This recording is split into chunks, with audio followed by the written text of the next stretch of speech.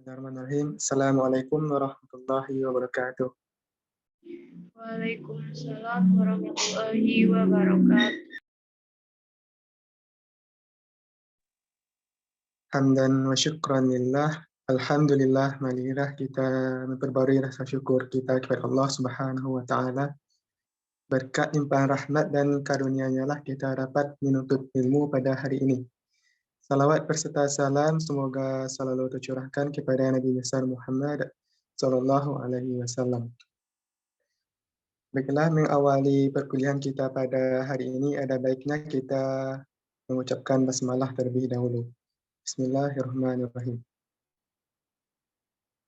Baik, pada kesempatan kali ini kami dari kelompok 4 yang beranggotakan saya Abdul Hamid sebagai moderator dan ada juga rekan-rekan tim penyaji lainnya yaitu Aprila Wahyuni dan juga Rafifa Tunisa Syafra.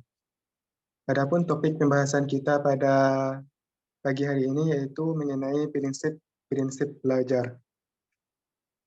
Baik, langsung saja masuk ke materi kita pada hari ini. Materi kita yang pertama yang akan disampaikan oleh Aprila Wahyuni. Kepada Aprila, disilahkan. Baik, terima kasih sebelumnya kepada moderator. Untuk materi pertama yaitu pengertian dari prinsip belajar. Yang pertama, pengertian prinsip. Prinsip adalah sesuatu yang dipegang sebagai panutan yang utama. Menurut Badudu dan Zain tahun 2001. Dan menurut Janilus, prinsip adalah sesuatu yang menjadi dasar pokok berpikir, berpijak, dan sebagainya. Sedangkan pengertian belajar yaitu belajar adalah suatu aktivitas atau pengalaman yang menghasilkan perubahan pengetahuan, perilaku, dan pribadi yang bersifat permanen.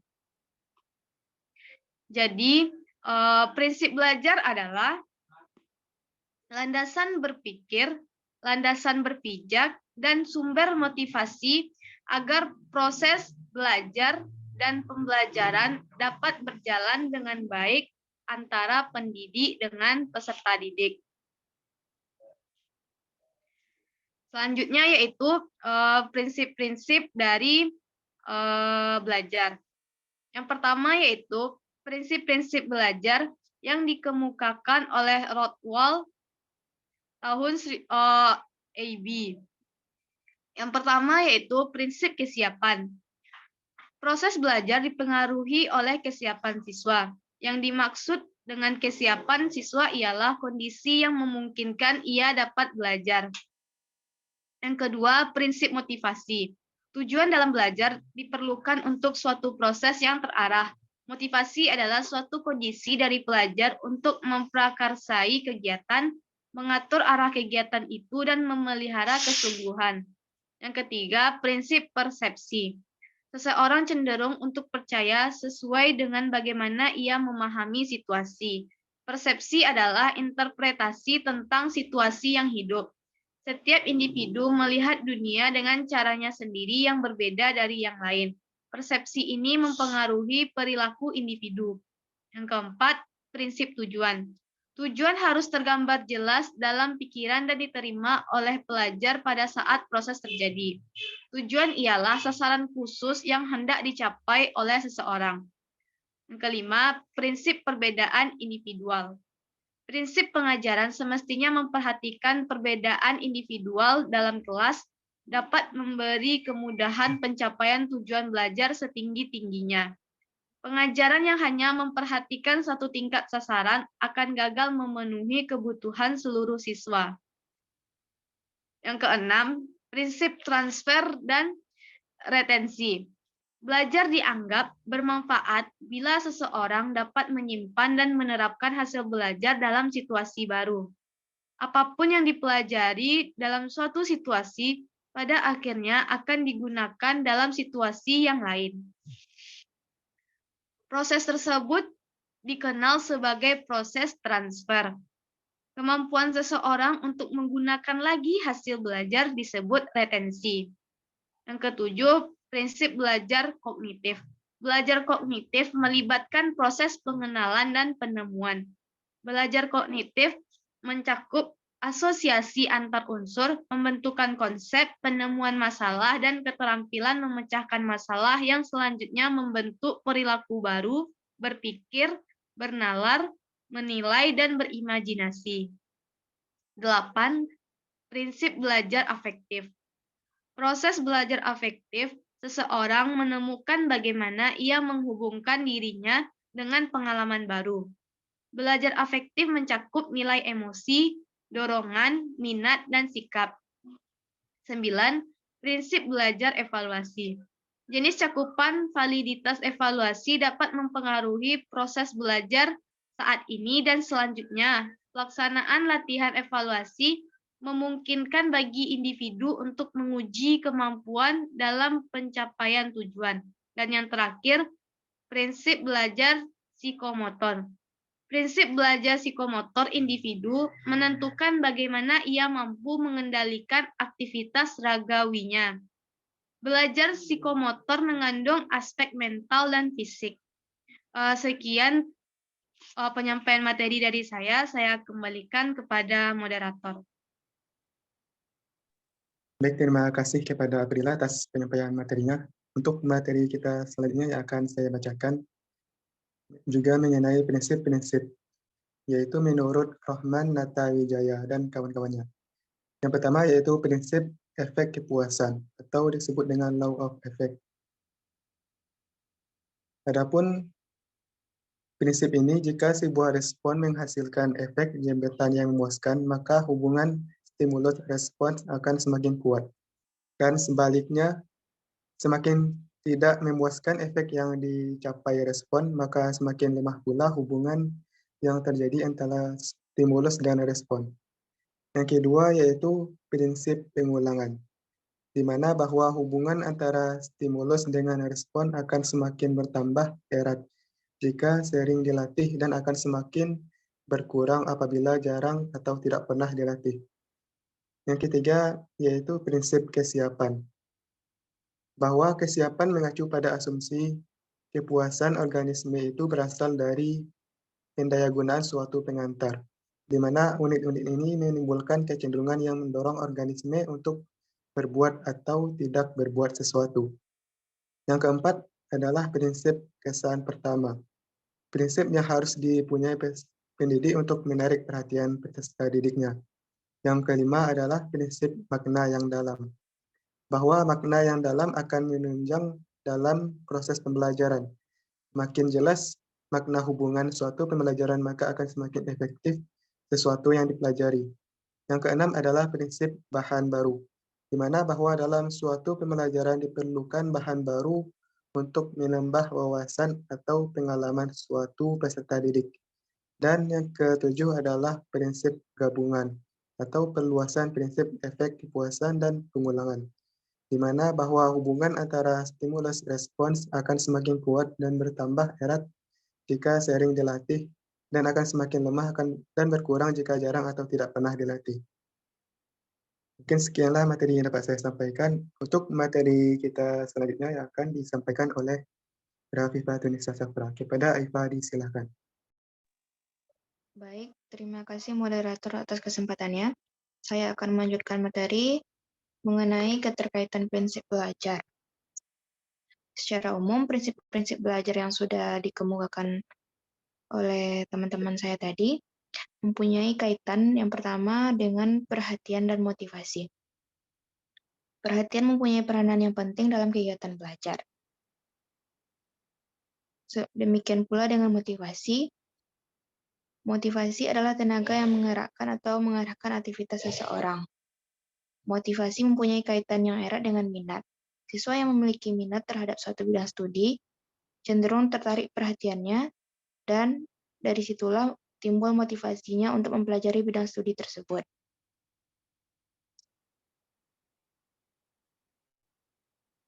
Adapun untuk perhatian, hampir sama dengan motivasi. Perhatian ialah pemusatan energi terhadap suatu objek. Makin terpusat perhatian pada pelajaran, proses belajar makin baik dan hasilnya akan makin baik pula. Oleh karena itu, guru harus selalu berusaha supaya perhatian siswa terpusat pada pelajaran. Kemudian yang kedua, ada keaktifan belajar.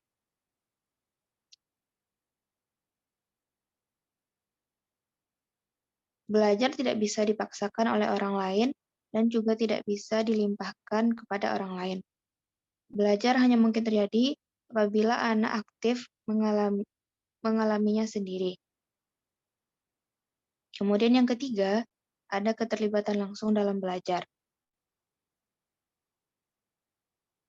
Belajar sebaiknya dialami melalui perbuatan langsung.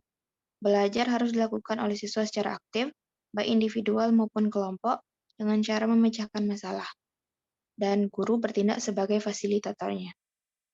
Kemudian, yang keempat ada pengulangan belajar. Prinsip belajar yang menekankan perlunya pengulangan dikemukakan oleh seorang psikolog Dava. Menurut teori ini, melatih daya-daya yang ada pada manusia terdiri atas daya mengamat, menanggap, serta mengingat. Dengan mengadakan pengulangan, maka daya-daya tersebut akan berkembang. Kemudian yang kelima, ada sifat merangsang dari materi yang dipelajari.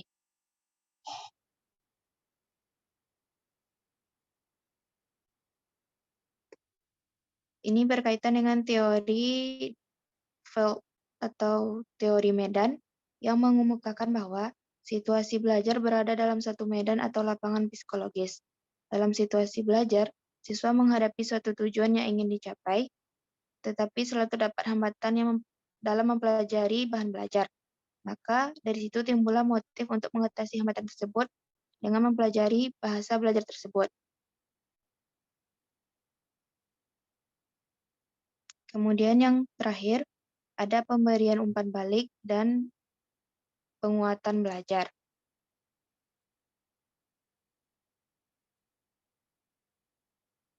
Prinsip belajar yang terakhir ini berkaitan dengan teori operant conditioning dari B.F. Skinner. Pada teori ini,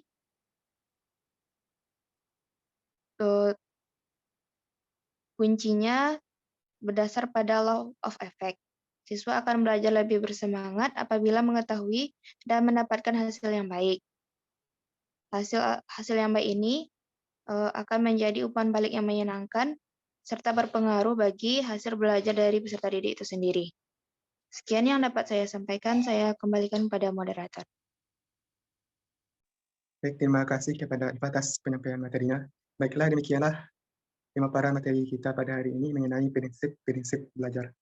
Baiklah, selanjutnya kita beri kesempatan kepada teman-teman yang ingin memberikan saran ataupun masukan, kita persilahkan.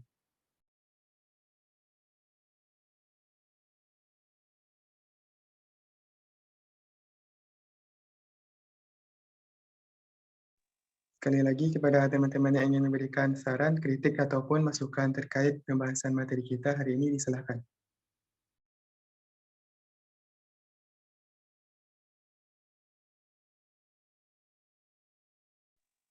Baiklah, jika tidak ada, maka langsung saja masuk ke sesi kita yang selanjutnya, yaitu penambahan materi.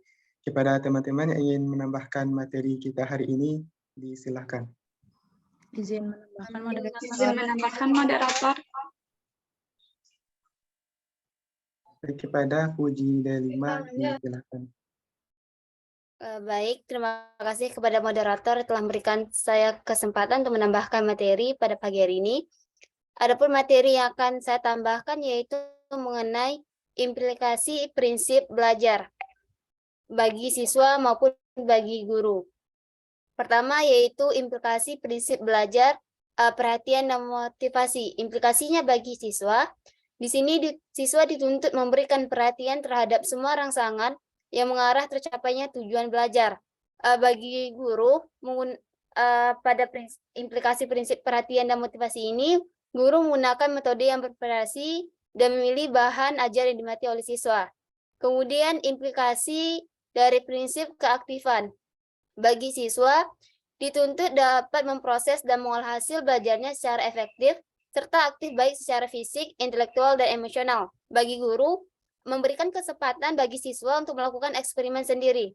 Kemudian implikasi dari prinsip keterlibatan langsung atau pengalaman, bagi siswa dituntut agar siswa mengerjakan sendiri tugas diberikan guru kepada mereka. Bagi guru, melibatkan siswa dalam mencari informasi, merangkum informasi, dan menyimpulkan informasi.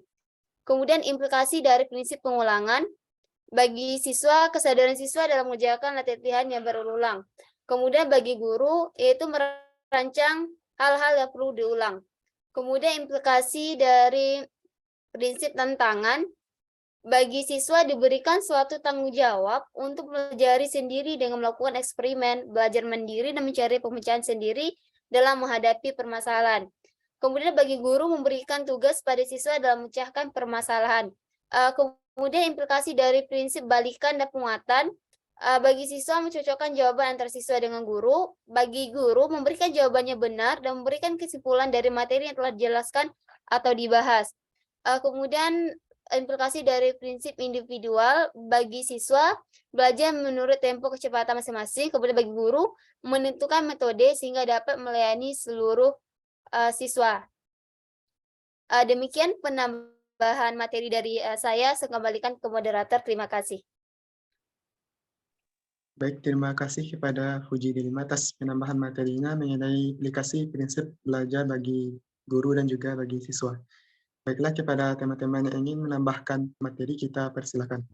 Izin menambahkan moderator. Kepada Rima Laylatul Hasanah, disilakan. Baik, terima kasih atas kesempatannya moderator. Saya Rima Laylatul Hasanah akan menambahkan materi mengenai unsur-unsur belajar dalam menerapkan prinsip belajar. Yang pertama, pembelajar. Pembelajar dapat berupa peserta didik, pembelajar, warga belajar, dan peserta pelatihan. Pembelajar memiliki organ penginderaan yang digunakan untuk menangkap rangsangan otak yang digunakan untuk mentransformasikan hasil penginderaannya ke dalam memori yang kompleks dan syaraf atau otot yang digunakan untuk menampilkan kinerja yang menunjukkan apa yang telah dipelajarinya. Yang kedua, rangsangan atau stimulus. Peristiwa yang merangsang penginderaan pembelajar disebut situasi stimulus. Contoh dari stimulus tersebut adalah suara, sinar, warna, panas, dingin, tanaman, gedung, dan orang. Agar pembelajar mampu belajar optimal, maka harus memfokuskan pada stimulus tertentu yang diminatinya. Yang ketiga, memori. Memori pembelajar berisi berbagai kemampuan yang berupa pengetahuan, keterampilan, dan sikap yang dihasilkan dari aktivitas belajar sebelumnya. Yang keempat, yakni respon. Respon merupakan tindakan yang dihasilkan dari aktualisasi memori. Pembelajar yang sedang mengamati stimulus, maka memori yang ada di dalam dirinya kemudian memberikan respon terhadap stimulus tersebut. Sekian penambahan materi dari saya kembalikan kepada moderator. Terima kasih. Baik, terima kasih kepada Rima yang telah menambahkan materi kita hari ini mengenai unsur belajar yang berhubungan dengan prinsip-prinsip belajar. Baiklah, kepada teman-teman yang ingin menambahkan materi, kita persilakan. Izin menambahkan moderator. Kepada Riza Amalia Fitri, kita persilakan.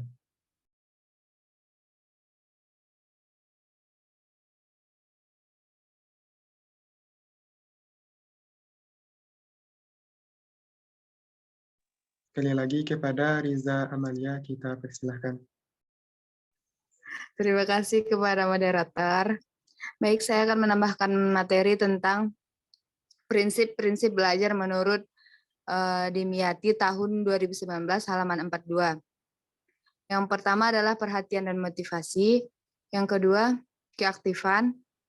Yang ketiga, keterlibatan langsung atau berpengalaman. Yang keempat, pengulangan. Menurut teori ini, belajar adalah melatih daya-daya yang ada pada manusia yang terdiri atas daya pengamat, menanggap, mengingat, menghayal, merasakan, berpikir, dan sebagainya.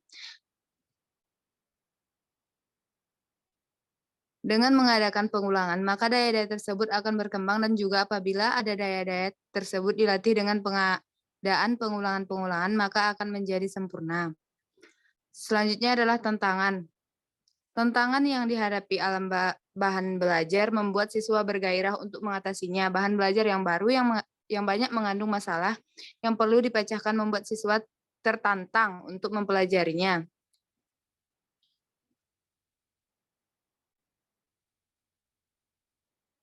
Pelajaran yang memberi kesempatan pada siswa untuk menemukan konsep-konsep, prinsip-prinsip, dan generalisasi akan menyebabkan siswa berusaha mencari dan menemukan konsep-konsep, prinsip-prinsip, dan generalisasi tersebut. Contoh dari prinsip tantangan ini yaitu melakukan eksperimen, melaksanakan tugas terbimbing maupun mandiri, atau mencari tahu pemecahan suatu masalah. Yang selanjutnya adalah balikan dan penguatan.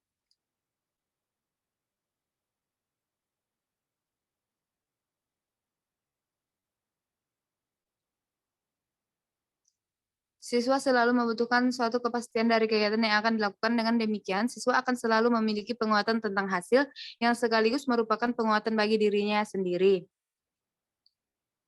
Hal ini timbul karena kesadaran adanya kebutuhan untuk memperoleh balikan dan sekaligus penguatan bagi setiap kegiatan yang dilakukan. Yang terakhir adalah perbedaan individu. Setiap siswa memiliki karakteristik sendiri yang berbeda satu dengan yang lain. Contohnya pada saat siswa menentukan tempat duduk di kelas, menyusun jadwal belajar, dan lain-lain. Sekian tambahan dari saya kembalikan kepada moderator. Baik, terima kasih kepada Riza yang telah menambahkan materi kita pada hari ini. Jika masih ada dari teman-teman yang ingin menambahkan materi terkait prinsip-prinsip belajar, kita persilakan.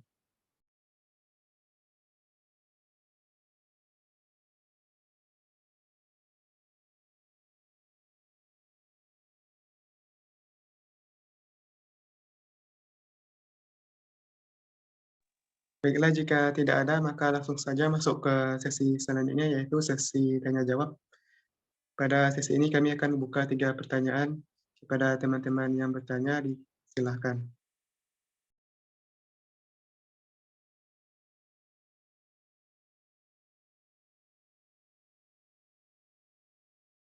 Izin bertanya, moderator. Baik, kepada Triwindi Aprilia, disilahkan. Baik, terima kasih atas kesempatannya, moderator. Perkenalkan, saya Triwindi Aprilia dari kelompok 1. Izin bertanya kepada kelompok penyaji dengan pertanyaan, jelaskan alasan seberapa penting prinsip-prinsip belajar ini dalam pembelajaran, baik bagi guru maupun peserta didik. Sekian pertanyaan dari saya kembalikan kepada moderator. Baik, terima kasih kepada Windy yang telah mengajukan pertanyaannya. Dihimbau kepada teman-teman yang bertanya agar mengetikkan kembali pertanyaannya pada kolom chat Zoom agar kita lebih memahami atas pertanyaannya. Baiklah, kepada teman-teman yang ingin bertanya, kita persilahkan. Izin bertanya, moderator. Kepada Mutia Nurul Nisa, disilahkan. Baik, terima kasih moderator. Saya Mutia Nurul Nisa, NIM 20129171 dari kelompok 2, izin bertanya kepada kelompok penyaji. Dari banyaknya prinsip-prinsip pembelajaran yang telah dikemukakan, bagaimana implikasi konkret dari prinsip-prinsip tersebut dalam pembelajaran? Sekian pertanyaan dari saya kembalikan kepada moderator. Baik, terima kasih kepada Mutia atas pertanyaannya. Kepada teman-teman yang ingin mengajukan pertanyaan untuk pertanyaan terakhir, kita persilahkan.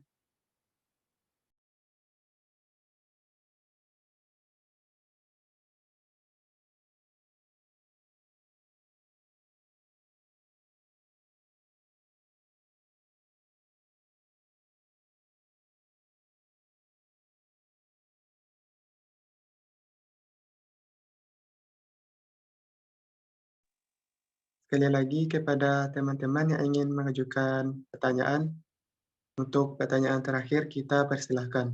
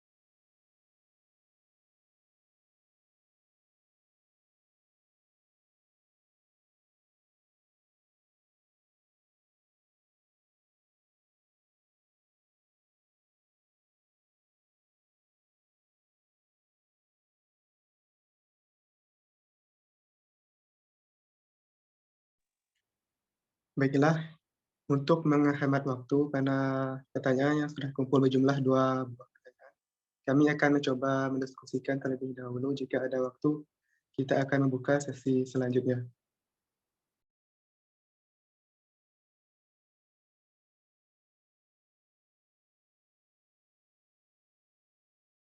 Izin bertanya, moderator. Baik, kepada Febrija disilahkan.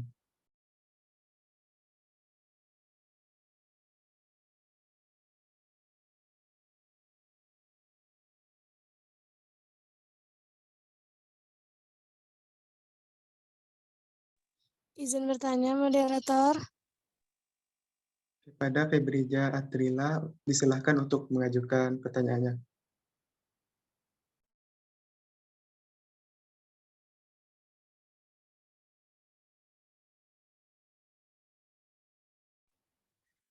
Sekali lagi Baik, kepada terima kasih kepada moderator. Perkenalkan, nama saya Febricia Atrila dari kelompok 1. Izin bertanya kepada kelompok penyaji. Yang mana pertanyaan saya yaitu, apabila kita menerapkan suatu metode mengajar dengan prinsip-prinsip yang apakah harus kita perhatikan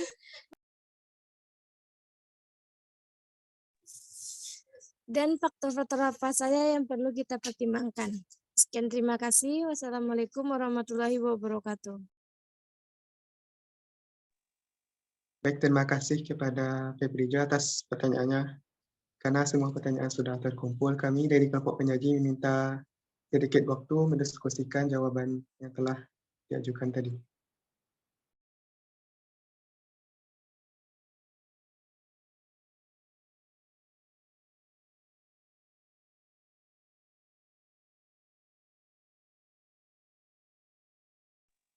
Baik, terima kasih kepada teman-teman yang telah memberikan kita waktu untuk mendiskusikan jawaban atas pertanyaan yang telah diajukan tadi.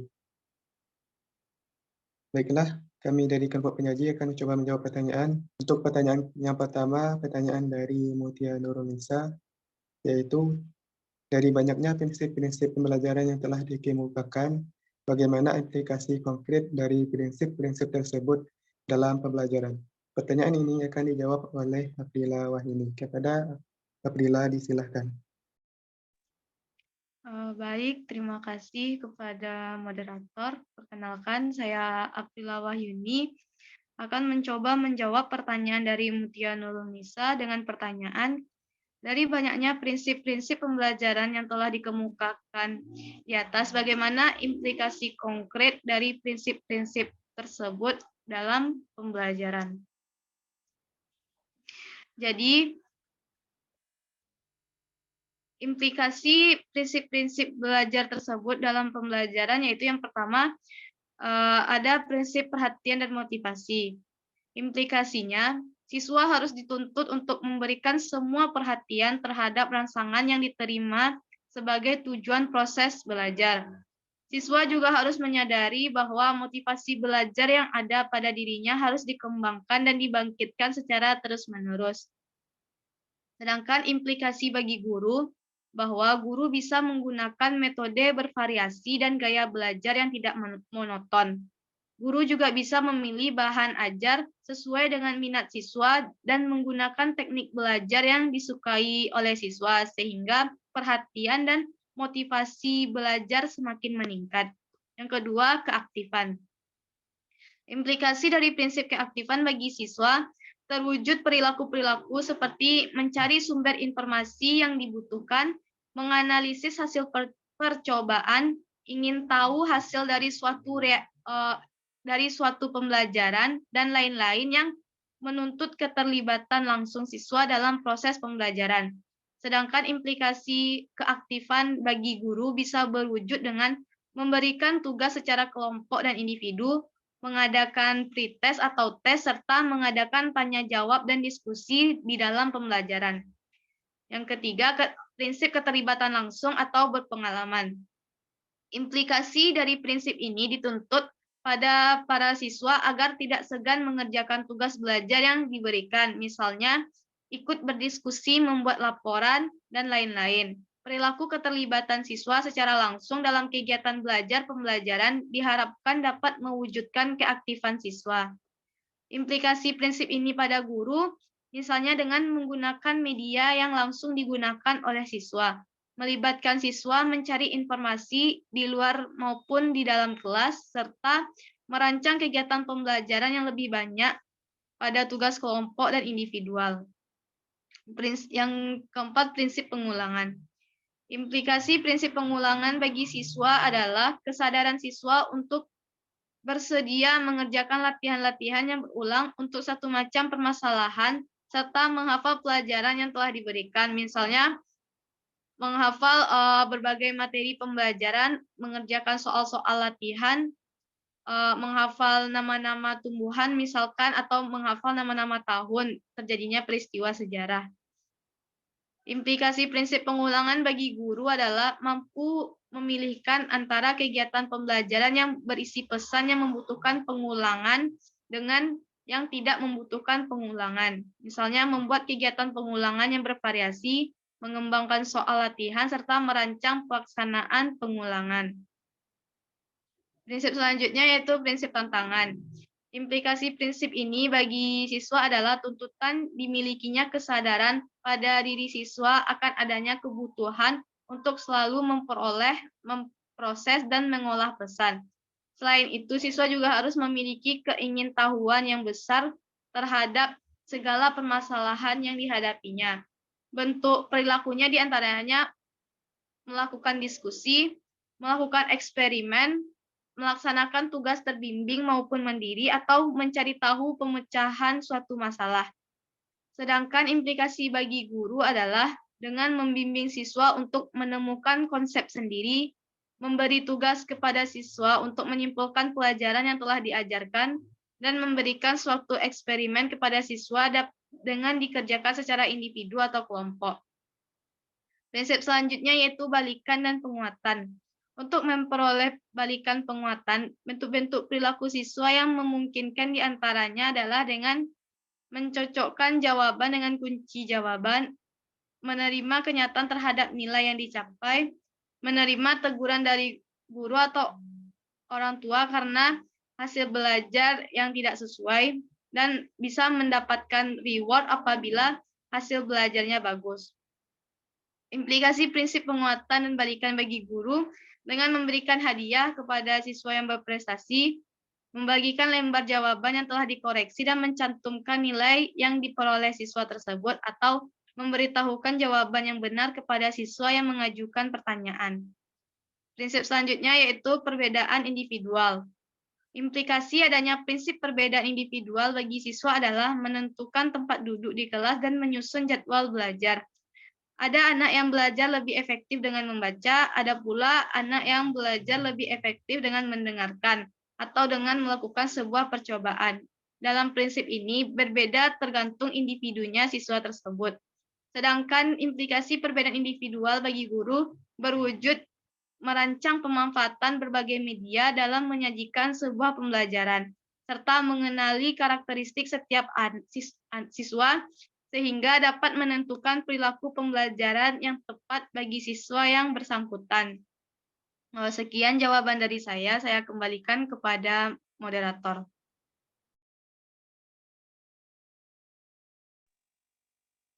Baik, demikianlah jawaban dari penyaji atas pertanyaannya, yaitu bagaimana implikasi konkret dari prinsip-prinsip belajar dalam pembelajaran. Baiklah, jika ada dari teman-teman yang ingin menambahkan jawaban ataupun menyanggah, kita persilahkan.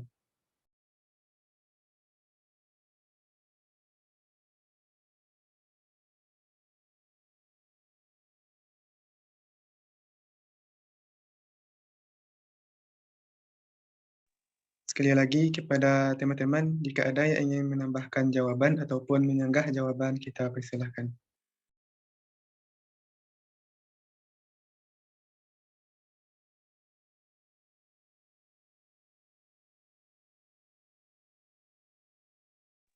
Baiklah, jika tidak ada, dikembalikan lagi kepada Mutia Nurul Nisa. Apakah sudah paham atau belum mengenai jawaban yang telah disampaikan oleh Abdillah tadi? Baik, terima kasih moderator. Saya sudah paham dan mengerti dengan jawaban yang telah disampaikan Abdullah tadi. Saya kembalikan kepada moderator.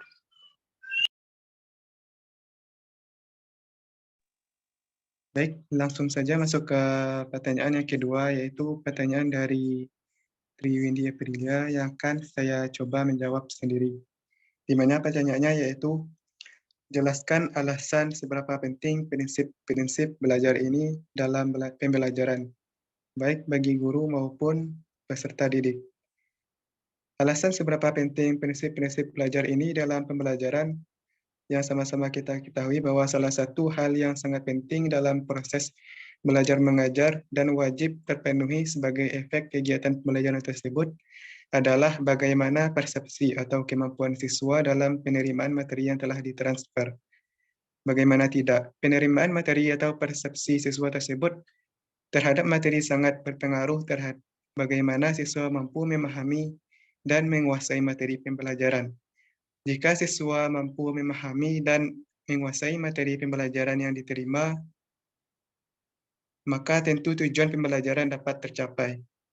Dari alasan di atas, bahwa prinsip belajar merupakan suatu hal yang harus ada dalam pembelajaran. Sebagai landasan berpikir, landasan berpijak, dan sumber motivasi agar proses belajar mengajar dapat berjalan dengan baik antara pendidik dengan peserta didik. Prinsip ini dijadikan sebagai dasar dalam upaya pembelajaran, baik bagi siswa maupun bagi guru, dalam upaya mencapai hal yang diinginkan. Bagi siswa, pentingnya prinsip-prinsip belajar dalam pembelajaran untuk meningkatkan upaya belajarnya, sedangkan bagi guru yang digunakan untuk meningkatkan upaya mengajarnya. Sehingga dalam proses belajar mengajar diperlukan prinsip-prinsip belajar dan pembelajaran, agar guru dapat mengoptimalkan seluruh potensi siswa sesuai dengan kebutuhannya, sehingga para siswa dapat berperan aktif dalam proses pembelajaran dan dapat mencapai hasil yang diharapkan. Mungkin sekianlah jawaban yang dapat saya sampaikan. Kepada teman-teman yang ingin menambahkan jawaban ataupun menyagah jawaban, disilahkan.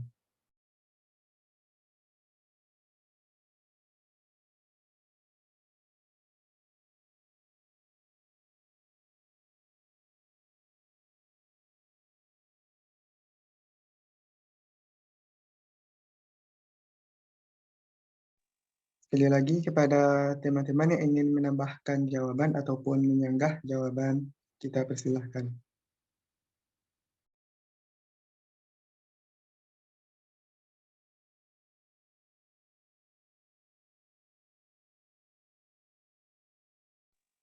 Baiklah, jika tidak ada, maka dikembalikan lagi kepada Triwindi Aprilia. Apakah sudah paham atau belum mengenai jawaban yang telah diberikan penyaji tadi?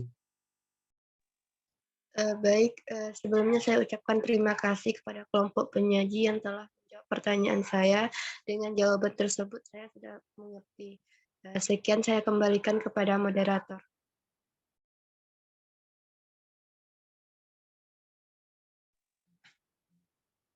Baiklah, kita lanjutkan pertanyaan yang ketiga, yaitu pertanyaan dari Febrija Atrila mengenai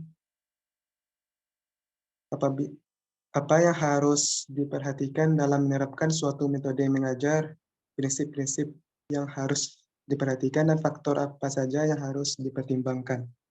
Pertanyaan ini akan dijawab oleh Rafifah Tunisa Safra. Kepada Iva, disilahkan. Baik, terima kasih moderator. Di sini saya akan mencoba menjawab pertanyaan dari Febrija Atrila. Itu pertanyaannya tadi sudah diberitahukan oleh moderator. Berdasarkan pada prinsip-prinsip yang sudah kami paparkan, dapat kita ketahui bahwa dalam mengajar atau dalam menerapkan suatu metode mengajar, kita dapat memperhatikan beberapa prinsip. Yang pertama, ada perhatian dan motivasi. Perhatian mempunyai peranan penting dalam kegiatan pembelajaran. Tanpa adanya perhatian, maka pelajaran yang diterima oleh peserta didik itu akan sia-sia.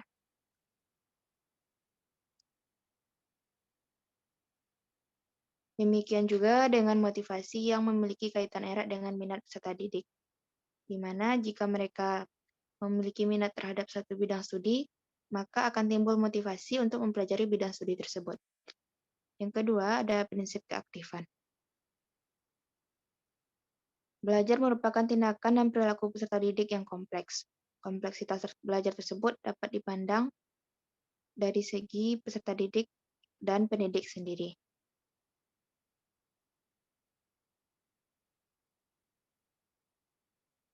Kemudian, yang ketiga ada prinsip keterlibatan langsung atau berpengalaman. Dalam proses pembelajaran membutuhkan keterlibatan langsung peserta didik. Kemudian yang keempat ada prinsip pengulangan, yang memiliki kaitan erat dengan pembelajaran karena pengulangan merupakan tindakan atau perbuatan berupa latihan berulang kali yang dilakukan oleh peserta didik yang bertujuan untuk lebih memantapkan hasil pembelajarannya.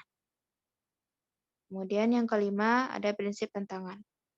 Apabila seorang pendidik menginginkan peserta didiknya berkembang dan selalu berusaha mencapai tujuan, maka pendidik harus memberikan tantangan dalam kegiatan pembelajarannya. Kemudian yang keenam, ada perbedaan individual. Pada dasarnya, tiap individu merupakan satu kesatuan yang berbeda antara satu dengan yang lainnya. Perbedaan individual ini akan berpengaruh pada cara dan hasil belajar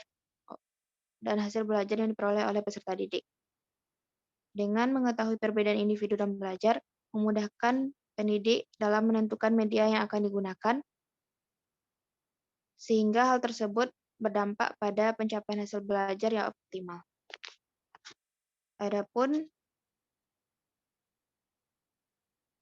untuk faktor-faktor yang perlu dipertimbangkan dalam memilih suatu metode mengajar, yang pertama ada faktor tujuan pembelajaran atau kompetensi siswa. Tujuan pembelajaran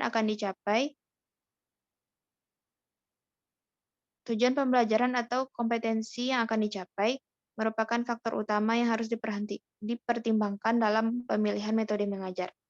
Kemudian yang kedua, ada faktor karakteristik bahan pelajaran atau materi pelajaran. Aspek yang harus ada dalam materi pelajaran, yang pertama ada aspek konsep, kemudian fakta, dan yang ketiga ada prinsip, yang keempat ada nilai, serta ada aspek keterampilan intelektual. Kemudian, faktor yang ketiga, waktu yang digunakan. Pemilihan metode mengajar juga harus memperhatikan alokasi waktu yang tersedia dalam jam pelajaran. Ada beberapa metode mengajar yang dianggap relatif banyak menggunakan waktu, seperti problem solving dan inquiry. Kemudian yang keempat ada faktor siswa atau peserta didik. Faktor siswa merupakan salah satu faktor yang harus dipertimbangkan dalam pemilihan metode mengajar. Aspek yang berkaitan dengan faktor siswa, terutama pada aspek kesegaran mental, jumlah siswa, dan kemampuan siswa. Kemudian yang kelima, ada faktor fasilitas media, serta sumber belajar. Supaya memperoleh hasil belajar yang optimal, maka setiap peristiwa pembelajaran harus dirancang secara sistematis dan sistemik. Sekian jawaban atas pertanyaan Febrija, saya kembalikan kepada moderator. Baik, terima kasih kepada Iva atas jawabannya. Baiklah, itulah jawaban dari kelompok penyaji atas pertanyaannya, yaitu apabila kita menerapkan suatu metode mengajar, prinsip-prinsip apa yang harus kita perhatikan dan faktor-faktor apa saja yang perlu dipertimbangkan. Baiklah, jika ada dari teman-teman yang ingin menambahkan jawaban ataupun menyanggah, kita persilahkan.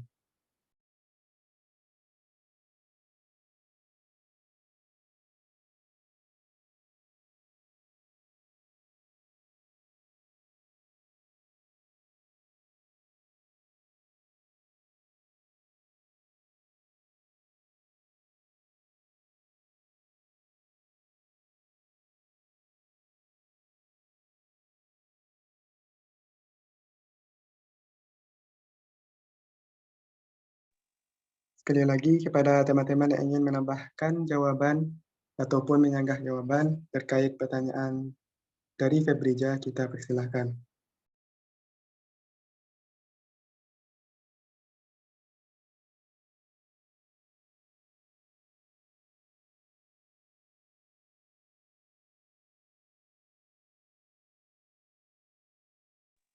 Baiklah, jika tidak ada, kita kembalikan lagi kepada Febrija. Apakah sudah paham ataupun mengerti mengenai jawaban yang telah disampaikan oleh kelompok penyaji? Baik, terima kasih kepada kelompok penyaji yang telah menjawab pertanyaan saya tadi. Saya cukup paham atas penjelasan kelompok penyaji sampaikan.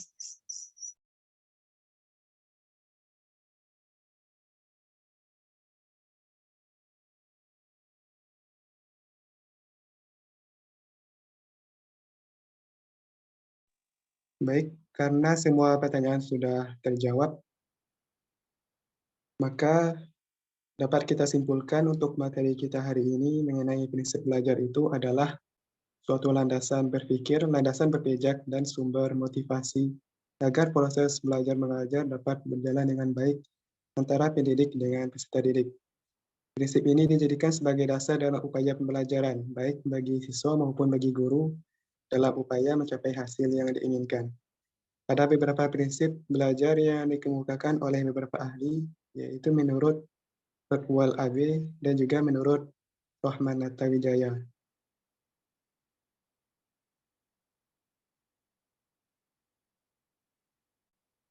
Salah satunya yaitu prinsip kesiapan, prinsip motivasi, dan prinsip persepsi menurut Rockwell. Sedangkan menurut Rahman Wijaya adalah salah satunya yaitu prinsip efek kepuasan, prinsip penguasaan, dan kesiapan. Baiklah, demikianlah materi presentasi dari kelompok kami pada hari ini. Kami dari kelompok penyaji mengucapkan terima kasih kepada teman-teman yang telah mengikuti diskusi kita pada hari ini. Kami mohon maaf atas segala kesalahan dan kekurangan. Kita tutup saja dengan mengucapkan hamdalah. Alhamdulillahirabbil alamin. Assalamualaikum warahmatullahi wabarakatuh. Waalaikumsalam warahmatullahi wabarakatuh.